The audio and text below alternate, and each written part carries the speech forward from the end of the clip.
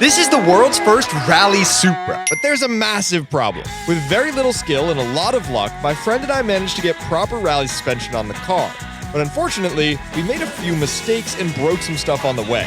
On top of that, the car still doesn't look like a rally car, sound like a rally car, or make nearly enough power to be fast like a rally car. And that's a huge issue, because in just a few weeks, we're taking it to an actual rally stage with pro rally drivers to see if we built a good car or if we destroyed a perfectly fine Supra. So today, we have to fix the issues we caused lifting it, try to make it way faster, and get it looking like a proper rally car. We're even going to throw a few extra surprises at the end that you definitely won't want to miss. But before we get into any of the fun stuff, we have to fix the mistakes we made. Now the first problem is all the stuff that's broken currently, which is kind of a lot. And the most pressing problem is these brakes. You see, we installed these brakes, but they're currently leaking brake fluid, which means we would have a serious problem stopping. So I'm gonna fix that. Thankfully, fixing the leaky brakes is super easy. So all I have to do is disconnect the lines and add some Teflon tape to seal it up, then reconnect them.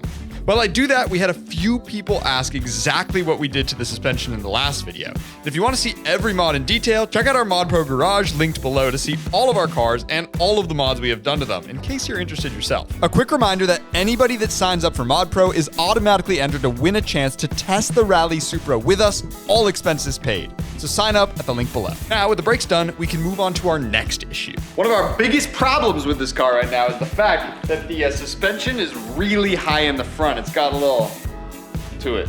You know what I mean? That Carolina squat. Yeah, we're like a squatted truck. Something we're not trying to have is that. We need to lower the front. The rear's actually fine. It's the perfect ride height for us, but the front, as you can see over here, and we can put a clip on the screen, Oh, my Lanta. That's high. You know, but there's gonna be a problem, and I'll show you on the lift that other problem. Because the suspension is long travel suspension, technically, we're not supposed to just lower the spring further to drop the car down. If we catch air, the suspension will droop and the spring will just flop around, which to me seems pretty bad. We have thought of a solution for this problem though. So for now, we're just gonna drop it down until we have everything we need to permanently fix it. With the suspension as good as we're gonna get it, we can drop it back onto the ground and move on to problem number 2. So the previous owner, I don't know if it was him or because this car was in a flood. Don't know really what that's about. It is a rebuilt title car. That's why we got it so cheap. The car smells really odd. I wish there was smell-o-vision, but you wouldn't like it. I would just be making my point a lot better. So what we're gonna do is we're gonna add a Luft Sense. This is the best air freshener in the entire world. And you can get 3 of them for just $30 down below. It's an air freshener made by us. So if you want to support us and see more builds like this, you should go get one. All it does, you get this mount. It goes right up on the sun visor like that, and then you get your beautiful Luft Sense. Which one is this, Will? What is this? That is English pear, brother. Ooh, that is delicious. Pop that in there, just magnetizes, and it'll last now 30 days. So now our stinky, weird flood car will smell like English pear, like the English countryside. I don't know what the English countryside smells like. I just envision it smells this good. So if you too want to smell what I think the English countryside smells like inside your car, luftsense.com. If you have something like this hanging in your car, first off, they suck. The car's fixed now, but that does not mean that it's ready to go, people, because we have to solve problem number 2.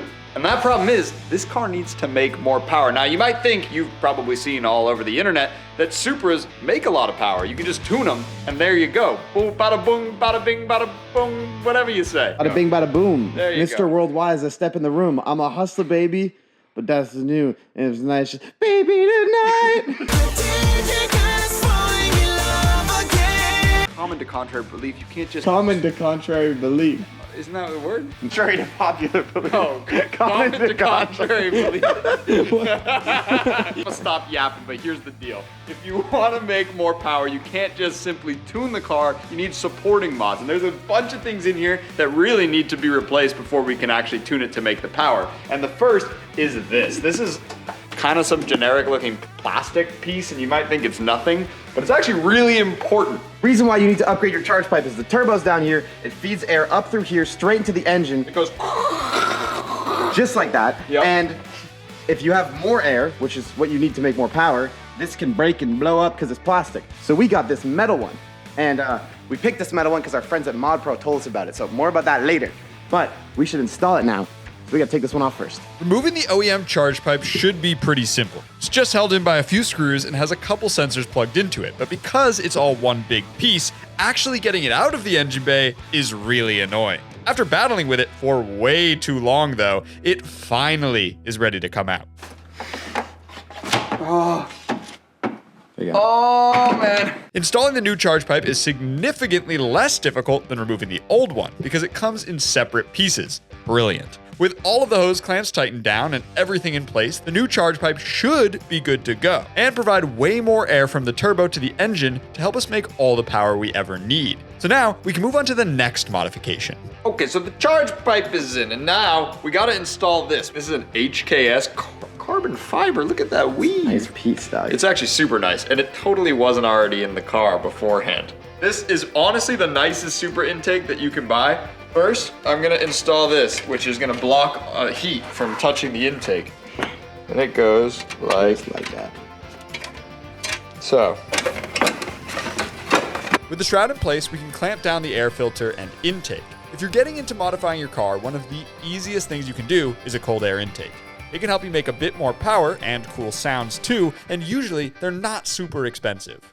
With that done, we can move on to the modification I am most excited for, the exhaust. We took care of where all the air goes into the engine, but now we have to deal with all the air coming out of the engine. So that means exhaust, and there's two parts of the exhaust. We got a new downpipe, which is much nicer, and we got a new exhaust, which is way nicer. This is all from our friends at Miltech. Dude, this is some fancy stuff. It's actually the nicest exhaust system I've ever seen in my life, and these Supras don't sound very good.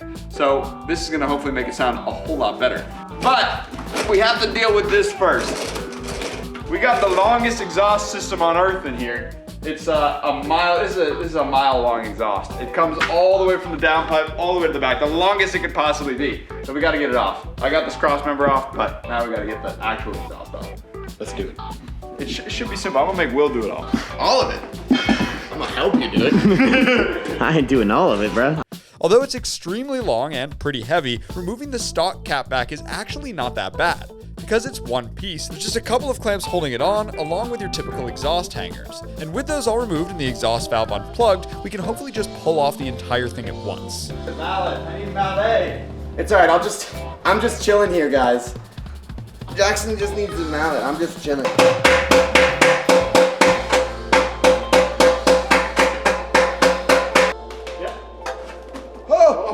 Oh, I got it. Whoa, that's nice. I am a Supra. With the bulk of the exhaust off, now we can remove the downpipe. Unfortunately, the downpipe is tucked away in the engine bay, so we're having to get pretty creative with our tool usage to properly get it out. Even with the main V-band clamp that holds it on removed, it's still connected by two small bolts and the oxygen sensors. And because this car had a catless downpipe, it had this weird spacer attached to the oxygen sensor that made it much more confusing. Finally though, it's ready to come out.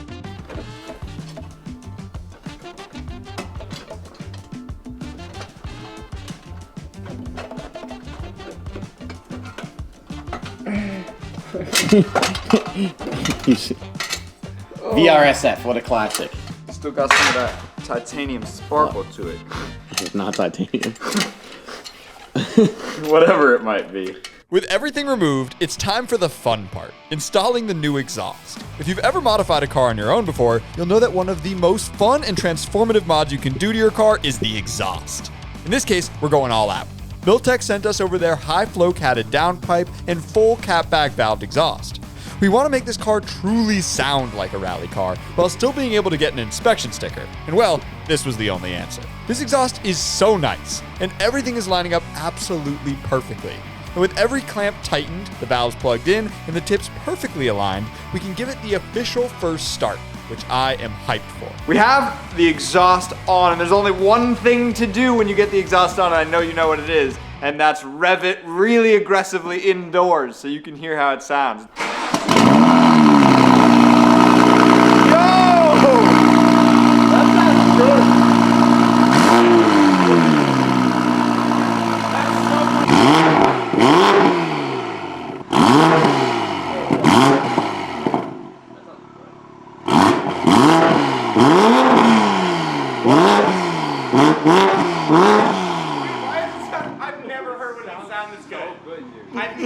Dude, this is the best sounding Supra ever.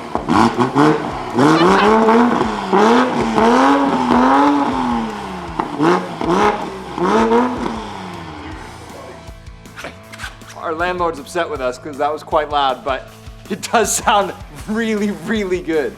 Dude, that has to be the best sounding Supra that at least I've ever heard. Let me know down in the comments if it's the best Supra you've ever heard, but Miltech knows how to make an exhaust, dude. That's sick.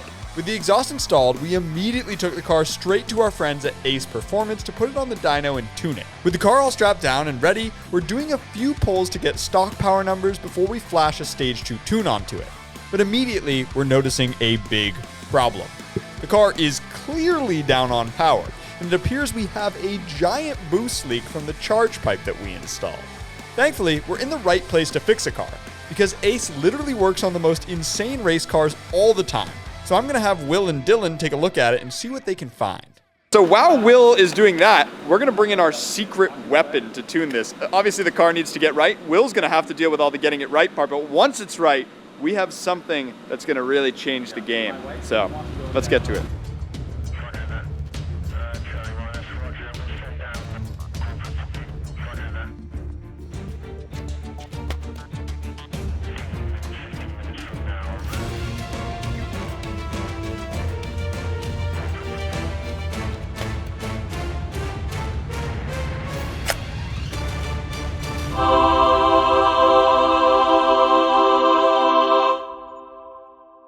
You might be wondering, why do we have a suitcase with an iPhone in it? Well, that is our secret weapon, ModPro, and it's probably confusing as to what that is. So we have the founders here at ModPro with us, and they're gonna help explain how that's gonna help us and how it's gonna help you.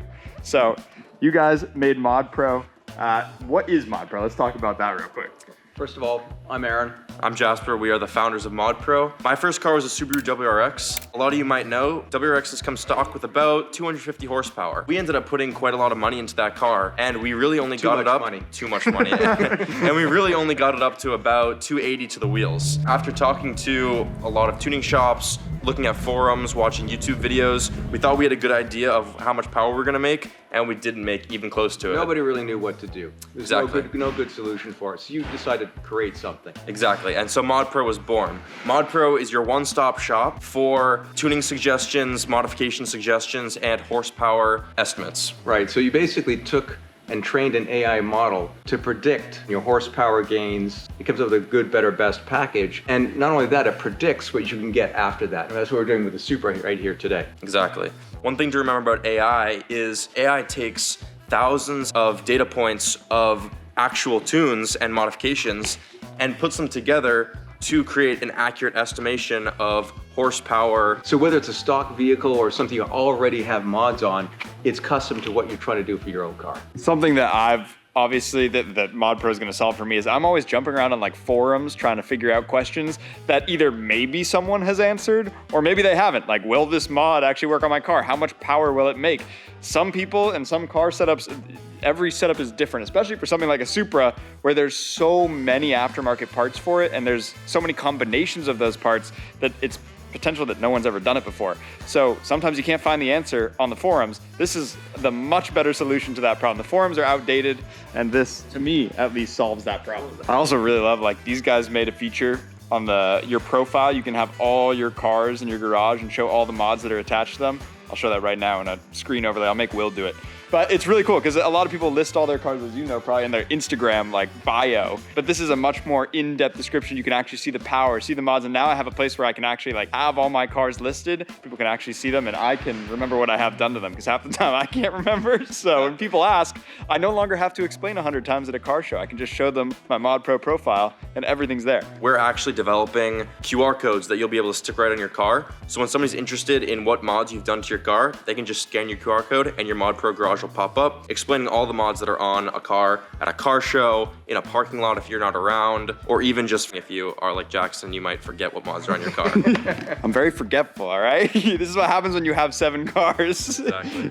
ModPro, they have this really cool feature, obviously, with the AI that, based on the mods you put on, can tell you within a certain range. Depends on the vehicle, how much it's been modified, because it's taking real information from around the world. You know, this would be a high confidence type of vehicle, a lot of mods typically done. things that don't get modified as much, not as high confidence, but we give that kind of information to the user. I wouldn't have too high confidence in it because I put the parts on with Jackson, so don't have too much confidence. Yeah, right. So derate So once the, there's no boost leaks. Is there a Captain Crankshaft like coefficient? There's actually, there's a filter actually you can put on it. Exactly. Assuming everything was done correctly, ModPro predicts that we'll make 425 horsepower at the wheels. And after Will and Dylan from Ace are done fixing all the boost leaks we introduced when we did the charge pipe, we're ready to hit the dyno again. Unfortunately, we're still down on power. And although we're getting closer to the numbers predicted by ModPro, there clearly is still a problem that we definitely need to fix. But right now, we're out of time, because the livery needs to go on the Supra tomorrow morning. So for now, we're going to take the Supra to our friend's shop to get wrapped, and then hopefully back to our shop, fix the issues, and then get it back to the dyno by the end of the video. But for now, it's livery time. We are here with the Supra, with our friends at Addictive Autosports, and they are going to be installing the livery today. This is Paul. He's going to be doing it because I don't know how to do this stuff. Yeah, you'll learn today. Apparently I'm going to learn today, which is exciting, but also scary. If you're a fan of our channel, you've definitely seen how much a livery can change a car. So for the Supra, we're going all out. The guys at Addictive Autosport are super talented, and since we don't have any pre-cut vinyl, Will and Paul are basically just experimenting with different shapes and sizes of all the livery elements to see what works.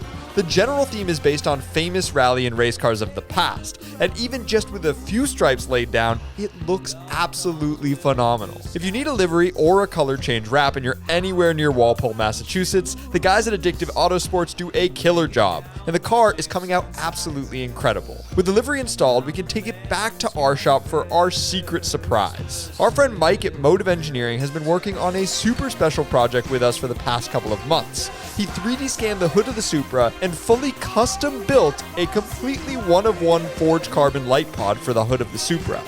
It looks absolutely insane, and with the livery, it's really starting to tie everything together. While Mike installed that, we also added some mud flaps, and thankfully we're able to find a major boost leak on the Supra and get it back over to the dyno, where we made some really good power.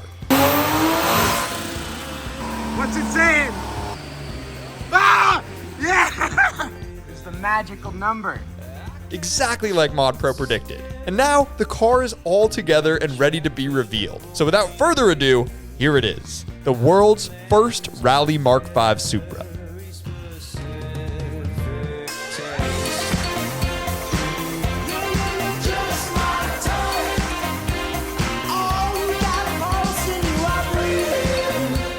It's more of a rally car now than it was, isn't it? Now it's a rally car, but we still need to test it out. So you should subscribe right now. That way, you'll be able to see it soon.